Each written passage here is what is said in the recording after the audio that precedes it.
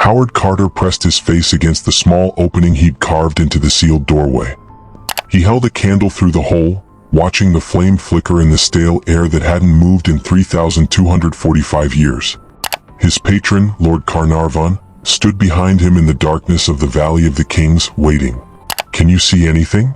Carnarvon asked. Carter's response would become famous. Yes, wonderful things. But what he saw in that first glimpse, and what he deliberately didn't report in his initial notes, would take decades to fully understand. Because among the golden treasures and priceless artifacts, there were things that didn't belong. Things that suggested King Tutankhamun's death wasn't an accident. Things that proved the boy king was murdered, hastily mummified, and buried in a tomb that was never meant for him. That's number 10. And what Carter's team discovered over the next decade would challenge everything historians thought they knew about ancient Egypt. Because this wasn't just a tomb. It was a crime scene sealed for 3,000 years. These are the 10 creepiest things found in King Tut's tomb. And number 1 is why 22 people connected to the excavation died under mysterious circumstances within 7 years of opening it. Number 10, the tomb was too small. Tutankhamun was a pharaoh, boy king or not, he ruled Egypt. Every other pharaoh's tomb in the Valley of the Kings contains multiple chambers, long corridors, elaborate wall paintings depicting the journey to the afterlife. Tut's tomb had 4 small rooms. The burial chamber itself was barely large enough to fit his nested sarcophagi. When Carter's team mapped the tomb's dimensions and compared them to others, they realized something disturbing. This tomb was originally built for a high-ranking official, not royalty. Someone of Tut's status should have had a tomb under construction for years before his death. Standard practice for pharaohs was to begin tomb preparation the moment they took the throne. Tut ruled for approximately 9 years. He should have had a substantial tomb ready. Instead, he was crammed into a small official's tomb that had been hastily repurposed. The walls showed evidence of rapid repainting. Original inscriptions covered over with Tutankhamun's cartouches in places where the plaster hadn't fully dried. Egyptologist Nicholas Reeves discovered in 2015 using ground-penetrating radar that there are likely sealed chambers behind the burial chamber's north and west walls. The tomb's strange dimensions suggest it was built as an antechamber to something larger. Possibly the tomb of Nefertiti, Tut's stepmother, who disappeared from historical records around the time of Tut's coronation. The implication is chilling. Tut died suddenly and unexpectedly. There was no prepared royal tomb. So they shoved him into whatever space was available and sealed it quickly. Which raises the question, why the rush? Number 9, his mummification was botched. When Carter's team unwrapped Tutankhamun's mummy in 1925, they found something wrong. The process was sloppy, rushed, incomplete. The incision where embalmers removed his organs was ragged and positioned incorrectly, on the left side of the abdomen instead of the traditional lower left flank. His brain had been removed through the nose, standard procedure, but fragments of the removal hook were still lodged in his skull. The embalming oils used were applied in excessive amounts, literally drowning the body. When British chemist Alfred Lucas analyzed the wrappings in 1926, he found that the resins had been poured on while still hot, so hot they caused spontaneous combustion inside the sealed coffin. Tut's mummy had partially burned while entombed. Scorch marks covered the wrappings. The flesh underneath was charred black in places. CT scans performed in 2005 revealed that his heart was missing, a catastrophic error in Egyptian burial practice.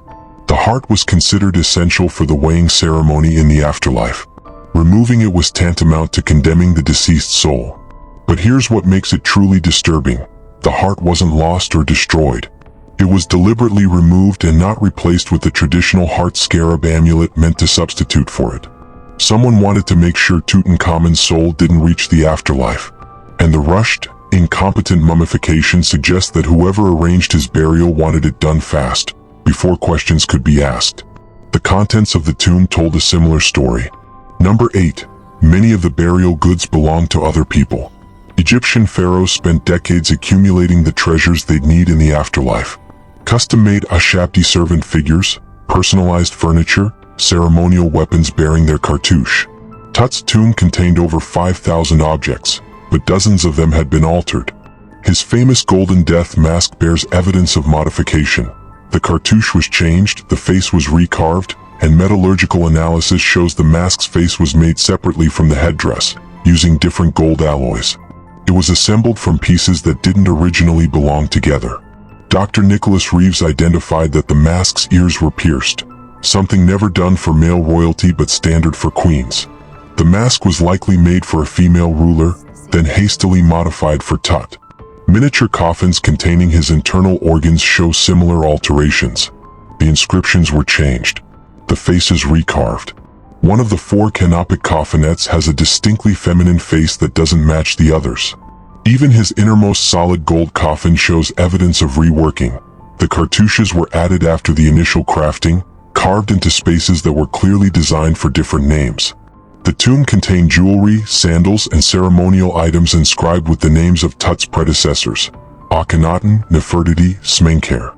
These weren't heirlooms. They were burial goods stolen from other tombs and reinscribed for Tut. Someone had stripped multiple royal burials to furnish his tomb quickly, and they didn't even try to hide it well.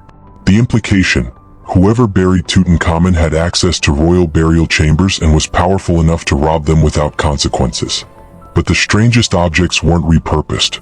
They were completely out of place. Number 7.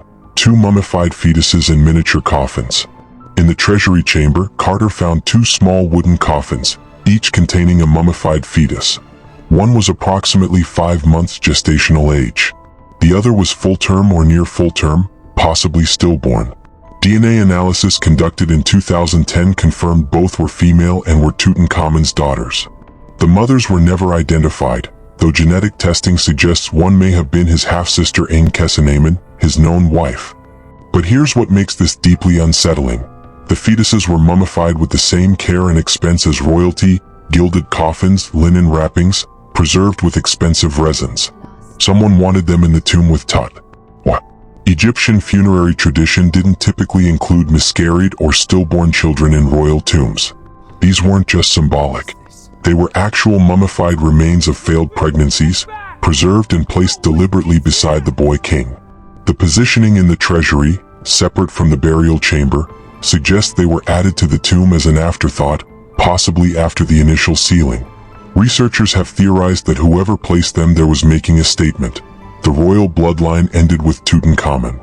No heirs survived. These dead children were proof. But it raises darker questions. Were the pregnancies natural failures, or were they caused by the same forces that killed Tut? Ankhesenamun disappeared from historical records shortly after Tut's death. She was likely forced to marry Ai, the elderly advisor who became pharaoh after Tutankhamun. She never had living children. The mummified fetuses might have been the last chance for Tut's bloodline, and someone made sure they didn't survive. The tomb's layout created another mystery. Number 6. A guardian statue was facing the wrong direction. Egyptian tomb guardian statues always face outward, toward the entrance, to protect against intruders and evil spirits entering the burial chamber. In Tutankhamun's tomb, 2 life-sized wooden statues of the king flanked the sealed doorway to the burial chamber. Both were positioned correctly, facing outward, except during careful documentation, Carter's team noticed that one statue had been moved. Its feet showed scuff marks in the plaster floor. The base had indentations suggesting it had been repositioned after the tomb's initial sealing. And there was something else. The statue's left arm had been broken and repaired in antiquity. The repair was crude, using different wood and visible linen binding. X-rays of the statue revealed something inside the hollow torso, a rolled papyrus fragment. When conservators carefully opened it in 1934, they found a funerary text, but it wasn't one of the standard Book of the Dead passages. It was a curse inscription, written in hieratic script, warning against disturbing the tomb's contents. The inscription specifically mentioned, "He who breaks the seal shall meet death by a disease that no doctor can diagnose." This text was never meant to be seen. It was hidden inside a statue that had been damaged and moved after the tomb was sealed. Who went back into the tomb? When? And why did they feel the need to hide a curse inside a guardian statue? The walls themselves contained warnings. Number 5. The burial chamber paintings were wrong. Royal tomb decorations followed strict canonical scenes. The opening of the mouth ceremony, the pharaoh greeting the gods, the journey through the underworld. Tut's burial chamber showed these scenes, but the figures were distorted. The painting style was rushed, the proportions off, the faces crude compared to the refined artwork in other royal tombs. But more disturbing than the quality was the content. On the north wall, Tutankhamun is shown as a mummy, lying on a bed, while his successor performs the opening of the mouth ritual. This was correct procedure. The new pharaoh legitimized his rule by performing final rites for his predecessor. But in Tut's painting, is depicted wearing the blue crown of kingship while performing the ceremony. This was unprecedented. I wasn't yet pharaoh when Tut was buried, at least not officially. The painting suggests I had already claimed the throne before Tut's burial was complete, before the traditional 70-day mummification period had even elapsed. On the west wall, a scene shows Tutankhamun being embraced by Osiris, god of the dead. But Osiris's face was deliberately defaced, scratched away in antiquity. Someone entered the tomb after sealing and vandalized the image of the god who would judge Tut in the afterlife. What? Religious desecration in a sealed tomb was unthinkable. It would damn both the deceased and the vandal. Unless the vandal wanted to damn Tutankhamun. Unless ensuring the boy king suffered in the afterlife was the goal. What Carter found in the treasury room confirmed something was very wrong. Number 4. Iron daggers that shouldn't exist. Among Tutankhamun's burial goods were 2 daggers. One with a blade of gold, one with a blade of iron. The gold dagger was beautiful but unremarkable. The iron dagger was impossible. Spectrographic analysis conducted in 2016 revealed that the iron blade was forged from meteoric iron. Iron from a meteorite, containing nickel and cobalt ratios that don't occur in terrestrial iron ore. Egypt didn't have iron smelting technology in 1323 BCE. The Iron Age wouldn't reach Egypt for another 400 years. Meteoric iron was occasionally used for ceremonial objects, but this dagger was a functional weapon. The blade showed microscopic edge where consistent with use. Someone had fought with this dagger. And when researchers examined it more closely, they found something that still hasn't been explained. The blade contained trace amounts of human blood. Proteins extracted from the corrosion were tested and matched human hemoglobin. The blood was type A positive. Genetic analysis in 2010 determined that Tutankhamun was type A positive. The dagger had his blood on it. The blade had been cleaned.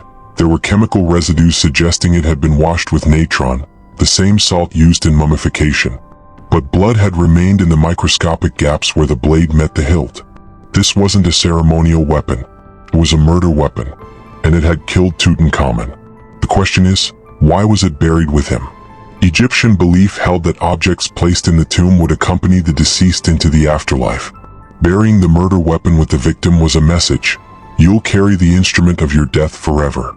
Someone wanted Tutankhamun to face his killer even in the afterlife. The physical evidence on Tut's body told the rest of the story. Number 3. His skull was fractured. When Carter unwrapped the mummy, he noted damage to the head. X-rays taken in 1968 revealed a bone fragment floating loose inside the skull cavity and a thin calcified membrane suggesting a blow to the back of the head. The official explanation was that the damage occurred during mummification or from Carter's team during unwrapping. But CT scans in 2005 showed something more precise. A depressed fracture at the base of the skull, with a clean edge suggesting a single violent impact. The bone fragment wasn't random debris, it was a piece of the skull that had been driven inward by force. Dr. Houghton Ashrafian, a surgeon who analyzed the scans, concluded the injury was consistent with being struck from behind by a blunt object, possibly while seated or kneeling. The angle of the fracture suggested the killer was standing behind and above Tutankhamun when the blow landed. And there was more. Tut's ribs on the left side showed multiple fractures, including several that had partially healed before death. He'd been injured badly at least once before he died. His left foot was clubbed, a congenital deformity, and showed evidence of repeated trauma and infection. He would have walked with a cane. The tomb contained 130 walking sticks. Some showed were consistent with regular use.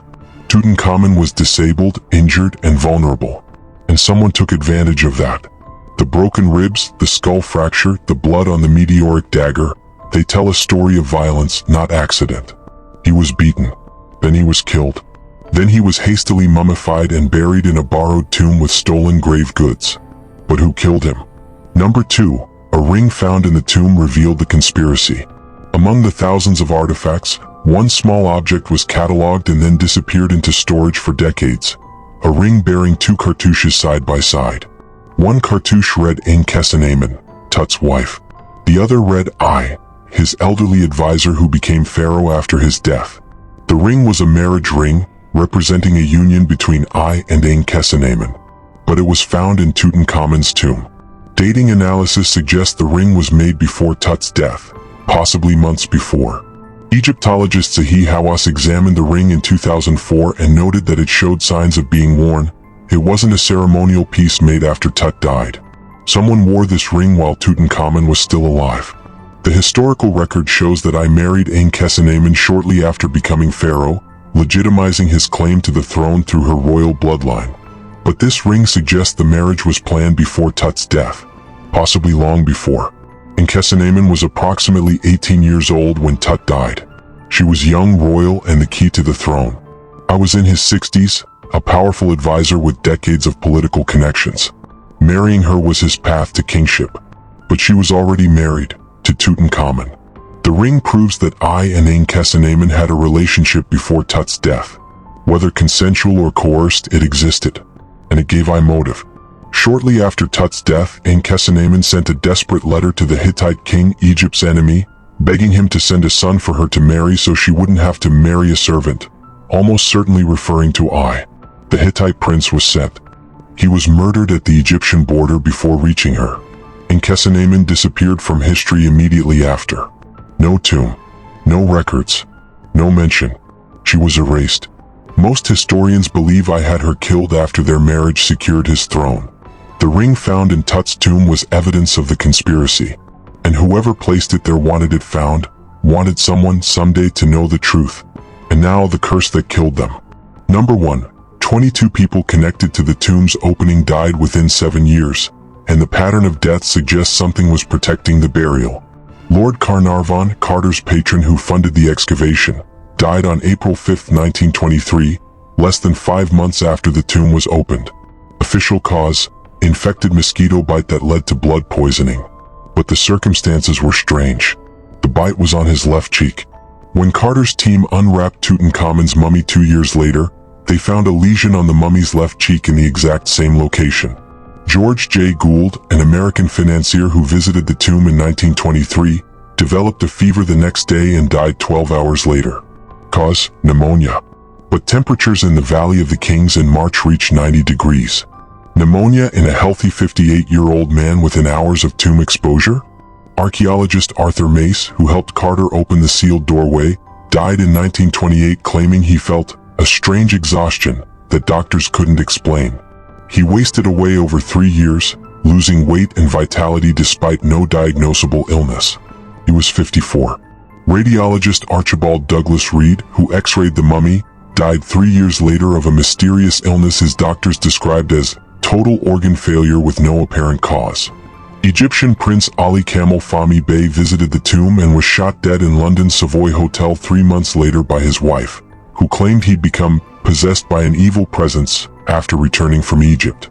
Sir Bruce Ingham received a paperweight from Carter, a mummified hand wearing a bracelet inscribed with "Cursed be he who moves my body." Ingham's house burned down shortly after, and when he rebuilt, it flooded. The list goes on. Richard Bethel, Carter's personal secretary, was found dead in his bed in 1929, smothered. No signs of struggle. His father, Lord Westbury, died 3 months later by jumping from his 7th-floor apartment. The hearse carrying Westbury's body to the cemetery ran over an 8-year-old boy, killing him instantly. By 1930, 22 people directly connected to the tomb's opening or the handling of artifacts had died under unusual circumstances. The Egyptian government began keeping a list.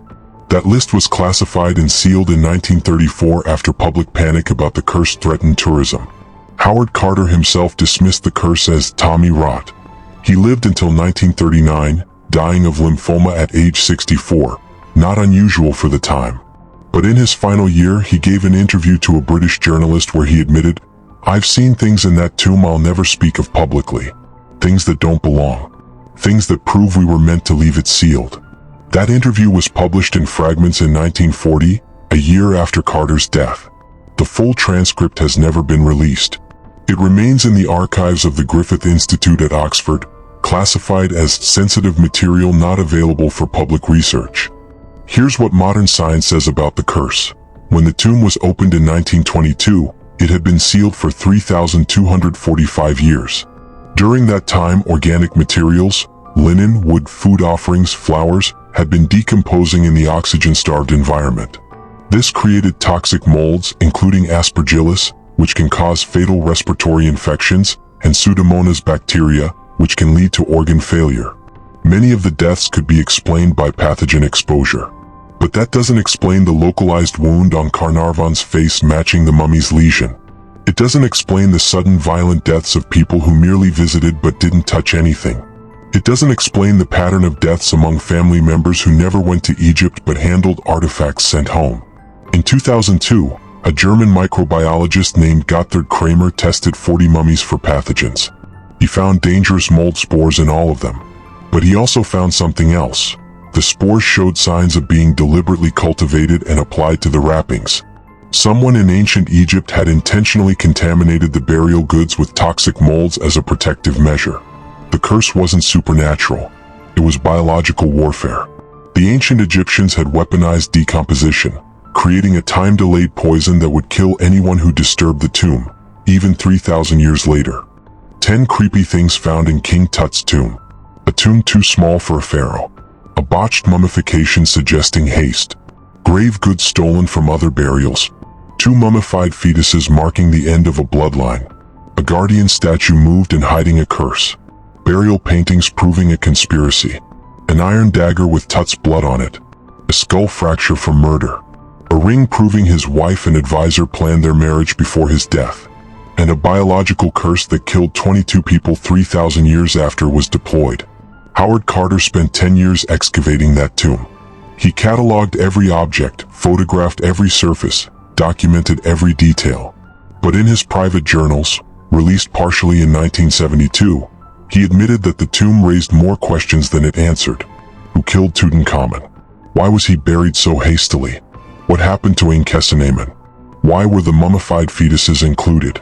And most disturbingly, who went back into the sealed tomb to move the statue, deface Osiris's image, and hide the curse? The tomb wasn't just a burial. It was evidence of regicide, hidden in plain sight for 3 millennia. And when Carter opened it, he didn't just find treasure.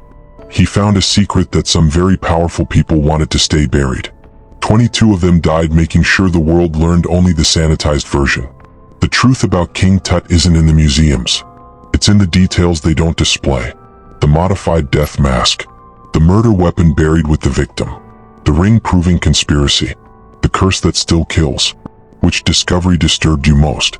The evidence of murder? The biological weapon disguised as a curse? The 2 dead children sealed in golden coffins? Drop a comment. And if you want to know what happened to the artifacts that disappeared from the tomb, the objects Carter cataloged but never photographed, the pieces that vanished into private collections, that's the next investigation.